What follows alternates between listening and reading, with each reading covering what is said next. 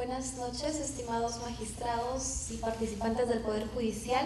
Continuando con el desarrollo del seminario La Víctima en el Derecho Penal, organizado por la Comisión de Capacitación de Magistrados del Área Penal de la Corte de Lima, el día de hoy nos corresponde abordar diferentes temas. En la mesa nos acompaña el doctor Jean-Paul Taboada Pilco, quien es maestro y doctor en Derecho, juez titular del Tercer Juzgado Penal de Investigación Preparatoria de Trujillo del Distrito Judicial de La Libertad, profesor de posgrado en la Universidad Particular Antenor Orrego de Trujillo, la Universidad Nacional de Trujillo y la Universidad de Santiago Antúnez de Mayolo de Huaraz, en los cursos de Derecho Penal y Derecho Procesal Penal. Es docente de pregrado en la Universidad Particular Antenor Orrego de Trujillo en el curso de Derecho Procesal Penal 1 y de Técnicas de Litigación Oral, presidente fundador de la Academia Peruana de Jurisprudencia, miembro del Instituto de Ciencia Procesal Penal INCIP, capacitador de la Reforma Procesal Penal y Técnicas de Litigación Oral, formado por el Centro de Justicia de las Américas, CEJA, en Santiago de Chile en el año 2009, por la Universidad Santo Tomás de Bogotá, Colombia, en el año 2010 y por la Asociación Peruana de Ciencias Jurídicas y Conciliación en Miami, Estados Unidos, en el año 2013. Es autor de 7 libros de compilación de la jurisprudencia nacional y extranjera sobre el proceso penal acusatorio con tendencia adversarial y sobre el proceso constitucional de habeas corpus, publicados en prestigiosas empresas editoriales desde el año 2009 al año 2011. El doctor nos va a abordar el tema la víctima en el nuevo Código Procesal Penal, el rol de las víctimas. De esta manera daremos pase al doctor Jean-Paul Taboada Pilco con fuertes aplausos.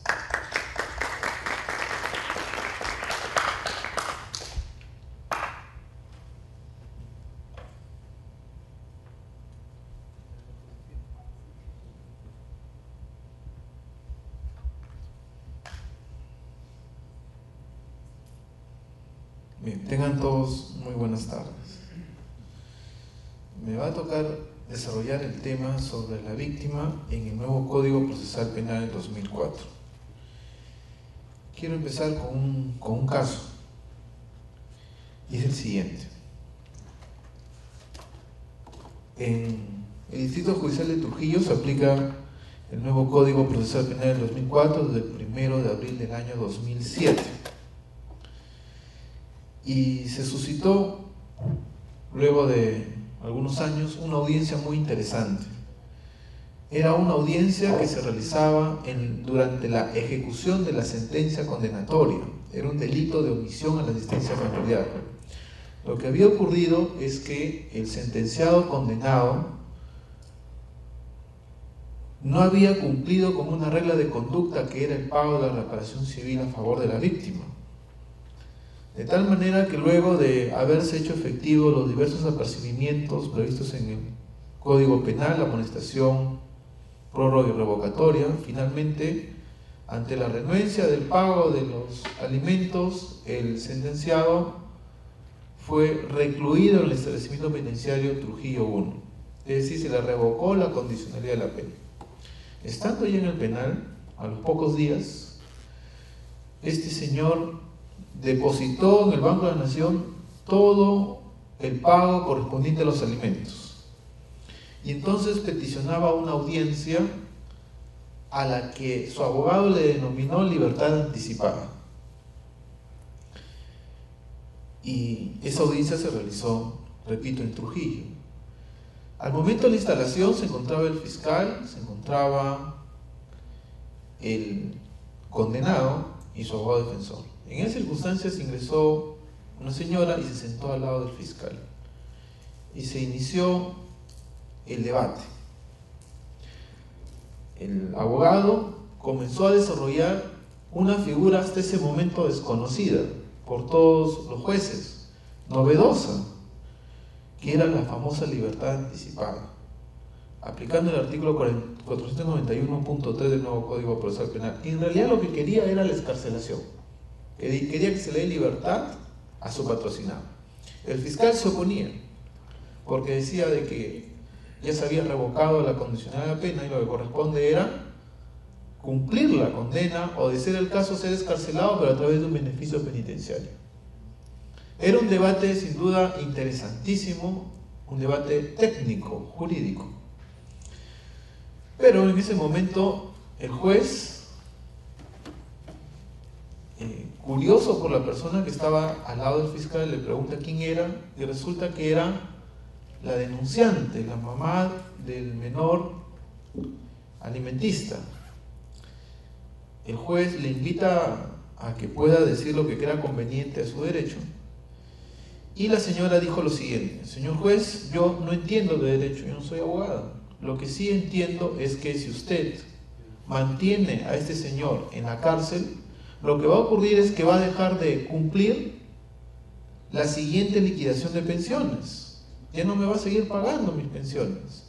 Y en segundo lugar, ese señor, bueno, ha adquirido un nuevo compromiso y tiene 2 nuevos niños. Si él sigue en la cárcel, no solamente no va a ver a mi hijo, sino tampoco va a ver a sus otros 2 hijos que tienen con su nueva pareja. De tal manera, señor juez, que siento que me sigo sintiendo víctima a pesar de que el señor ya pagó los alimentos. Yo lo único que quería, señor juez, era que me pague los alimentos. Yo no quería que esté en la cárcel para que no haga nada. Quería que me pague los alimentos porque eso lo necesito para pagar el colegio, para pagar la educación, la salud de mi hijo. Ese fue un argumento extraordinario, porque ese argumento nos hace repensar en el papel de la víctima, sobre todo en este nuevo sistema acusatorio con tendencia adversarial. Por favor, la siguiente diapositiva. Entonces, lo que quiero demostrarles ahora es cómo, siendo extremadamente represivos con el sujeto activo del delito, finalmente terminamos revictimizando al sujeto pasivo del delito. Es medio extraño. Es decir, la pena, si la miramos desde su perspectiva como mera represión, finalmente va a redundar en un mayor perjuicio hacia la víctima. Con lo cual, iniciaríamos el fenómeno de la victimización o la revictimización ya por el sistema de justicia formal, el sistema penal. Traigo a colación este punto porque se ha expedido la casación 189-2011-Gaura por la Sala Penal Permanente de la Corte Suprema de Justicia. Resolución emitida el 17 de abril del año 2012, que es un precedente vinculante. Y este precedente vinculante, se entiende de obligatorio cumplimiento por toda la judicatura, ha establecido que la libertad anticipada, al no tener una regulación en nuestro Código Procesal Penal, no tener un desarrollo sobre sus presupuestos, sobre sus requisitos, no debe ser aplicada por los jueces. En buena cuenta, ¿qué está diciendo la Corte Suprema de Justicia? Que los sentenciados que cumplen con el pago de la reparación civil, luego que le ha sido revocada la condicionalidad de la pena, deben cumplir su condena y no deben ser excarcelados. Entonces la pregunta es, ¿en realidad a quién se está sancionando? ¿Es solamente al sentenciado o finalmente es a la víctima? Eso es lo que quiero desarrollar, porque además está decirle pues las múltiples posibilidades que tiene la víctima en el nuevo Código Procesal Penal. Pero me interesa este tema. ¿Por qué me interesa? Porque en el Perú tenemos más de 64.000 presos. Desde que inició el gobierno del señor Ollantumala a la fecha, se ha incrementado la población carcelaria en un 32%. Hay un hacinamiento de un 123%, y la mayoría de presos tienen entre 20 a 39 años, relativamente jóvenes. Tenemos una población excedente de más de 23.000 presos. Esa es una realidad. El problema es que se están generando políticas de no excarcelación. incluso promovidas por el propio Tribunal Constitucional, en la cual al juez que otorga un beneficio penitenciario, y si ese interno, haciendo su vida en libertad, comete nuevo delito a futuro, la culpa es del juez y ese juez debe ser sancionado hasta de ser destituido. Y ahí, por ahí va una de las sentencias del Tribunal Constitucional. Entonces, quisiera que veamos este tema, que por el hecho que haya un precedente vinculante no es un punto acabado, sino por el contrario. Dicho sea de paso, esta sentencia casatoria fue adoptada en mayoría, no fue por unanimidad, o sea, fue muy discutida por los mismos jueces supremos. Por tanto, yo creo que todavía hay una puerta para una discusión doctrinal y una discusión jurisprudencial, siempre invocando la independencia como valor de todo juez, la independencia al caso concreto. Bien, entonces esa es la casación que vamos a analizar. Por favor, la siguiente diapositiva. Siguiente, vamos a ir directo. Ya, miren. Artículo 491.3 es la norma objeto de análisis en esta casación. Y dice, bueno, ustedes pueden leer ahí, los incidentes relativos a la libertad anticipada fuera de los beneficios penitenciarios y aquellos en los cuales por su importancia el JIP, juez de investigación preparatoria, lo estime necesario, serán resueltos en audiencia oral. Fíjense que no dice mucho, simplemente hace alusión a la palabra libertad anticipada y nada más. En el nuevo Código Procesal Penal, quien conoce los beneficios penitenciarios es el juez de juzgamiento unipersonal. Él es el competente, exclusivamente. Todos los demás incidentes, aparte de la refundación o acumulación de las penas, que es conocido por el juzgado penal colegiado, son de competencia del juez de investigación preparatoria. Todo lo demás. Entonces, números apertus para la competencia del juez de investigación preparatoria, números cerrados, números clausus para la competencia del juzgado penal colegiado y los juzgados unipersonales. Siguiente, por favor.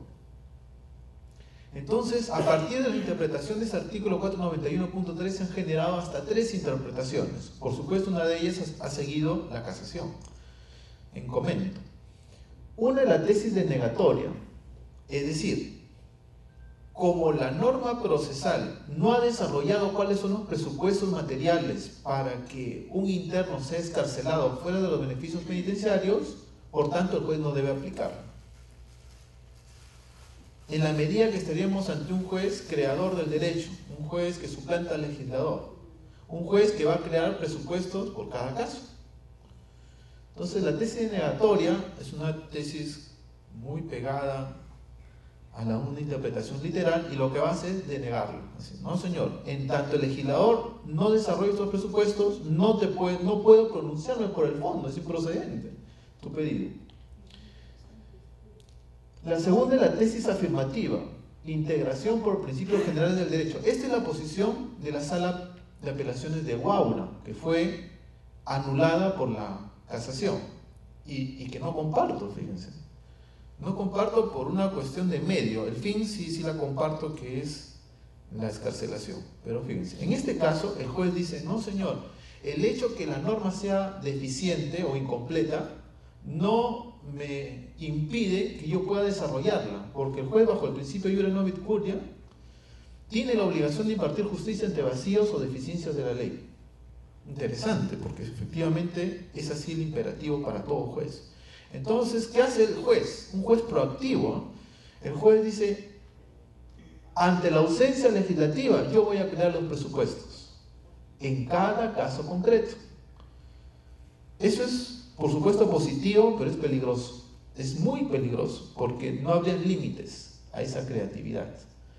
Algún juez lo puede utilizar en delitos de bagatela, aquellos delitos que tienen un pronóstico de pena menor a los 4 años, pero por ahí va a haber otro juez que dirá, en robo agravado también puedo hacer esto, cuya pena privativa de libertad es menor de 12. Habría un tremendo poder del juez, un poder discrecional, que podría concluirse o podría degenerar en un determinismo judicial. El tercer La tercera tesis, la tercera forma de visualizar este problema es la tesis adaptativa. Acá el juez dice, pero a ver, si estamos interpretando el artículo 491.3, debo hacer una interpretación sistemática y teleológica, que en realidad toda interpretación debe tener este método. Entonces la interpretación sistemática establece que hay que verificar el resto del ordenamiento jurídico o el resto de normas procesales para encontrarle coherencia y unidad a la interpretación. Y teleológica, tenemos que ver los fines. ¿Por qué el legislador ha establecido en el capítulo correspondiente a la ejecución de la sentencia la posibilidad de una excarcelación fuera de los beneficios penitenciarios? ¿Por qué? Tiene que tener una razón de ser. Esta es la que yo sostengo y esta es la que defiendo, que repito, se aparta tanto de la casación y se aparta también de la fórmula propuesta por la Sala Penal de Apelaciones de Huánuco. En la forma, la finalidad que es la excarcelación sí mantiene coincidencia. Siguiente, por favor. Entonces, fíjense, si aplicamos la interpretación sistemática por ubicación de las normas, el artículo 491.3 está ubicada en la sección 1 que corresponde a la ejecución de la sentencia. Entonces, de plano les tengo que decir algo distinto a lo que ha sido una forma única de ver la conversión de las penas. Antes del Código Procesal Penal de 2004, la conversión de las penas se daba en un único momento, que era al momento de la imposición de la sentencia. Ahí el juez tenía que valorar si procedía o no una conversión. Era el momento ideal, el momento único, exclusivo para hacerlo. Pero a partir de esta disposición procesal, nuevo Código Procesal Penal de 2004, dada su ubicación sistemática de esta norma, ahora es posible, incluso en ejecución de sentencia, convertir la forma de ejecución de la pena, pero bajo ciertos parámetros que luego voy a indicar. Entonces, para interpretar el artículo 491.3, obviamente lo que tengo que hacer es acudir a la norma inicial, el artículo 491.1. Y acá es donde van a encontrar refuerzo en la posición que acabo de mencionar. Dice, el Ministerio Público, el condenado y su defensor podrán plantear ante el JIP, juez de investigación preparatoria, incidentes relativos a la conversión y revocación de la conversión, etc. Noten que son dos supuestos diferenciados en forma conjuntiva.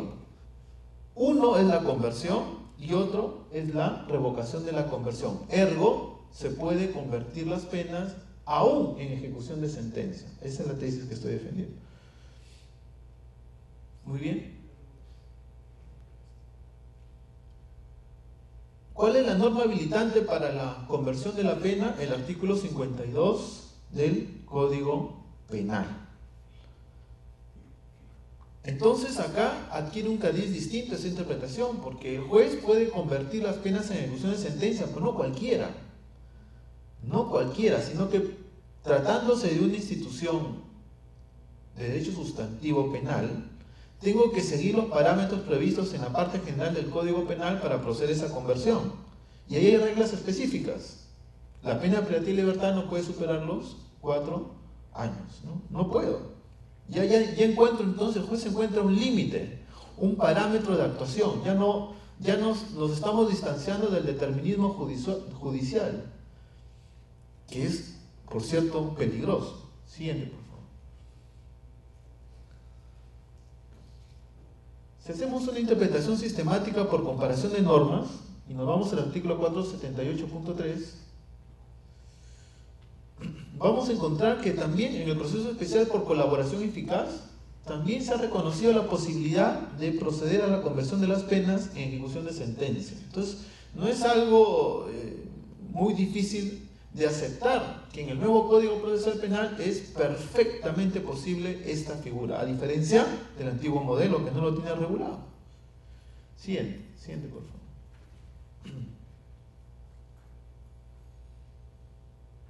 Bien, en una interpretación teleológica, dejamos la sistemática por un lado,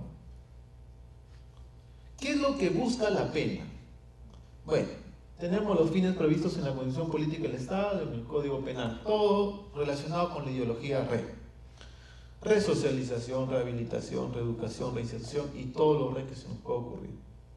El problema es que con un hacinamiento de un 123%, cuando en el Lurigancho existen más de 6.000 presos y su capacidad es de 3.200 nada más, creo que es un tanto difícil la resocialización.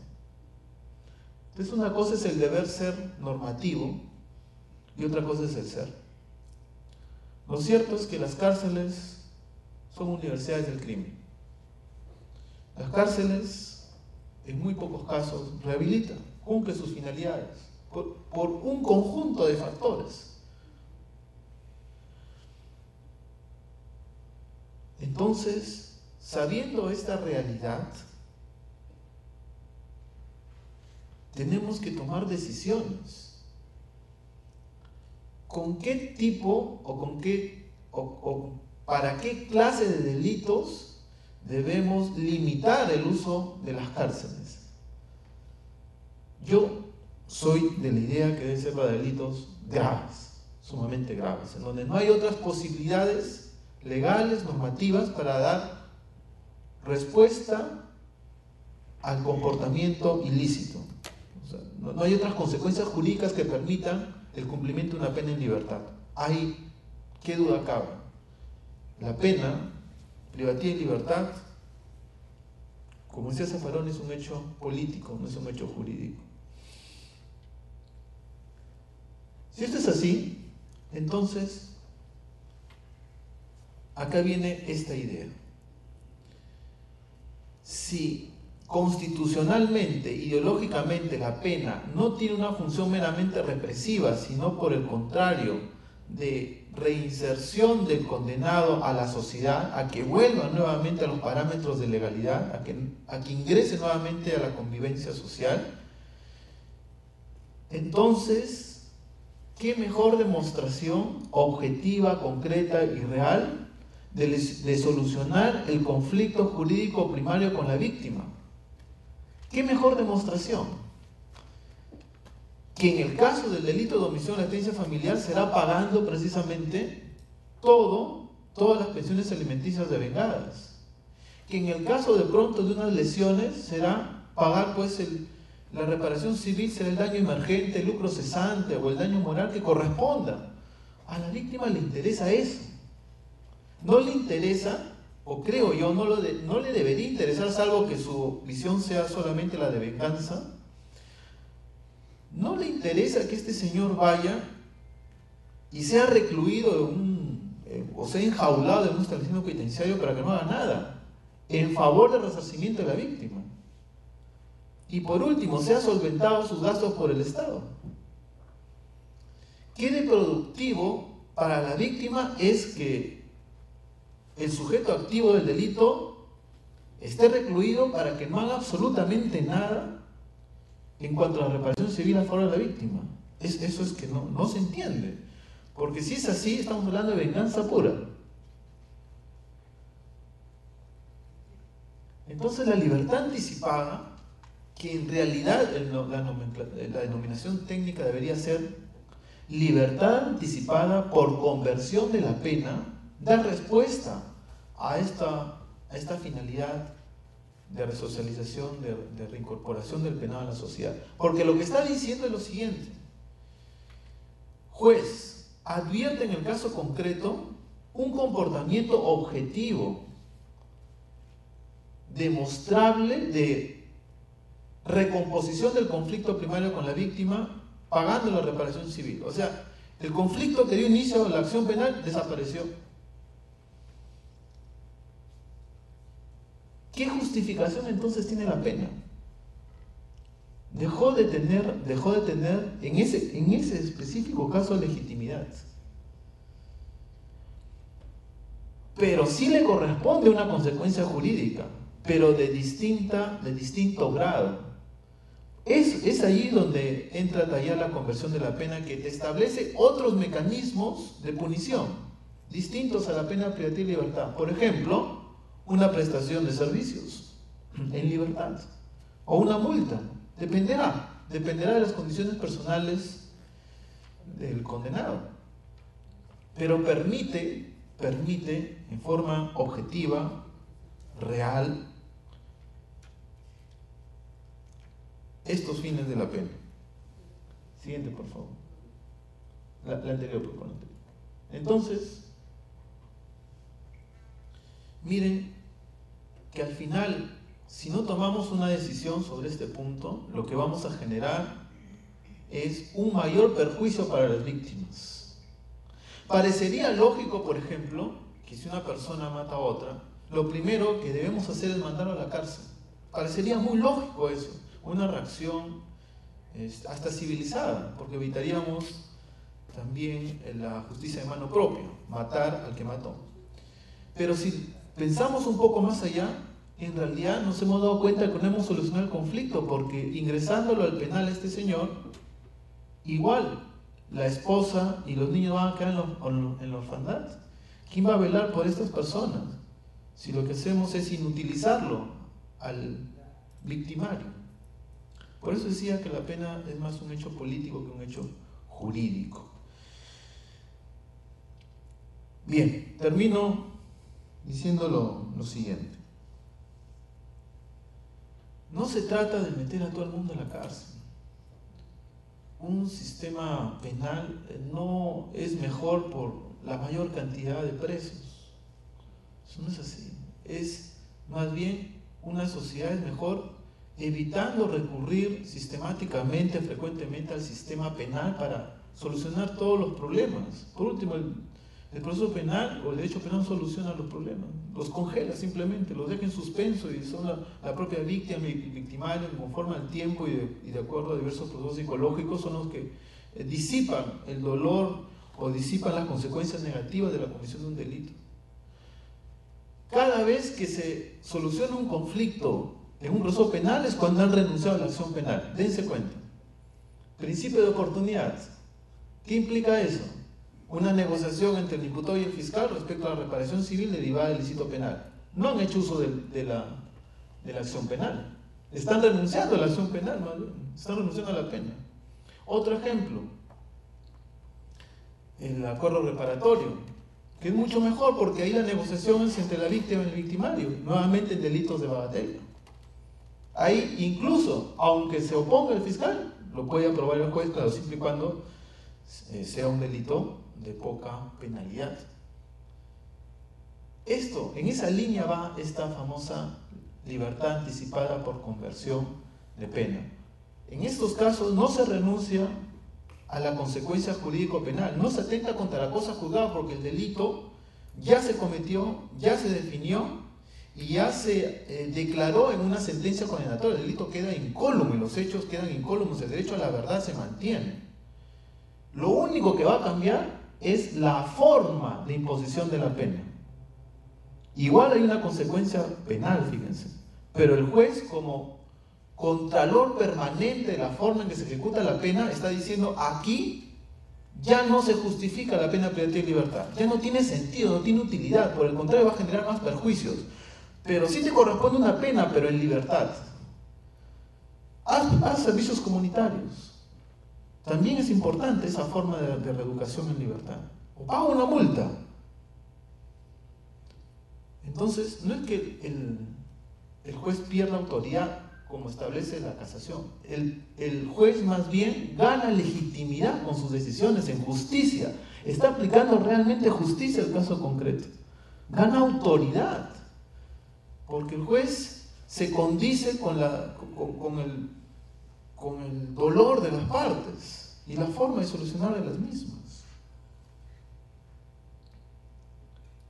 Y por último, el juez realmente hace material los fines de la pena, hace que se materialicen y no queden en un simple deber ser. Por tanto, he escogido este tema de libertad anticipada por conversión de pena porque, si se dan cuenta, a quien va a beneficiar más es a la víctima. Porque si no, va a ocurrir un mensaje que es absolutamente negativo, que es el siguiente: miren, Si yo como imputado sé que aún pagando la reparación civil, igual me voy a la cárcel, pues no lo voy a pagar, pues ni tonto que fuera, pues sí me voy a ir a la cárcel igual. Entonces no pago y espero el tiempo que corresponda para pedirme beneficios penitenciarios y logro la excarcelación. ¿Quién se perjudica con eso? Y se dan cuenta, es la víctima. Y no tiene sentido, no tiene sentido en este sistema. Bien, muchísimas gracias. Bueno, agradeciendo al doctor Jean Paul. Él está... ¿Cómo estás? Yo nomás quisiera hacerle una pregunta al doctor Jean Paul, en nombre de la audiencia, porque vamos a ahorrar tiempo, porque le vamos a hacer la palabra al doctor Julio, mi tocayo Julio Rodríguez. Doctor, estas medidas del derecho penitenciario, del derecho procesal, del derecho penal, inscritas en lo que se llama el derecho penal del enemigo, la pena se convierte, pues, el fin de la pena se convierte ya no en la rehabilitación o en la prevención general, sino se convierte la pena en la inocuidad, o sea, eliminar al infractor, de tal modo que los aumentos de la pena y la denegación de beneficios penitenciarios van en ese sentido. O sea, hay una criminalidad excedente, ¿no es cierto? Y esta criminalidad excedente es la criminalidad de la pobreza, ¿no? Entonces, ¿qué sentido tendría, pues, criminalizar estas conductas con penas altas y bueno, y sin ningún contenido a veces material, como usted lo ha dicho, no, cuando con eso no hacemos sino victimizar, revictimizar más digamos, doblemente, bueno, al infractor en este caso, ¿no? Por el caso que usted ha puesto, ¿no? Yo quisiera que usted nos diga si este derecho penal de primera y segunda vía se ha trastocado con el derecho penal de medidas, el derecho penal de la inocuidad del reo, ¿no? Quisiera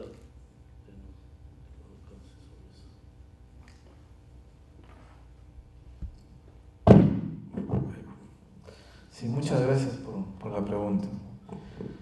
En realidad este es un tema que es, más allá de las ideologías, es eminentemente práctico.